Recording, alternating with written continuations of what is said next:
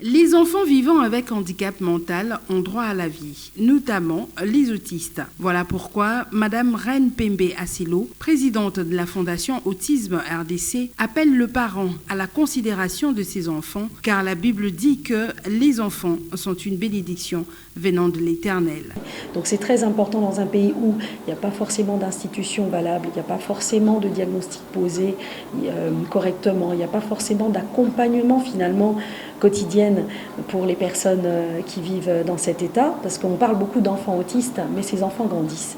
Ils ont une espérance de vie à peu près comme vous et moi, donc quand on a un enfant autiste, c'est l'équivalent d'un adulte dans quelques années. Donc il faut trouver des méthodes, des moyens, des voies et moyens pour accompagner ces enfants selon les apprentissages et les problématiques qu'ils rencontrent. Durant son parcours, Madame Reine Pembe Asilo a beaucoup aidé les familles qui ont à leur sein les enfants autistes et les encourage à bien prendre soin de ces enfants en leur offrant une bonne éducation et de l'amour.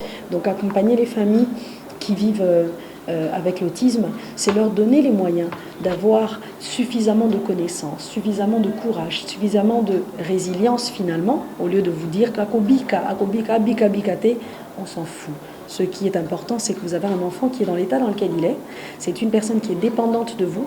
Vous devez lui donner les moyens qu'il faut pour qu'on puisse maximiser ses chances d'être autonome, en tout cas de bien vivre sa vie. Notons que le 2 avril de chaque année, l'humanité célèbre la journée mondiale de l'autisme, question de conscientiser la population à prendre soin de ses enfants.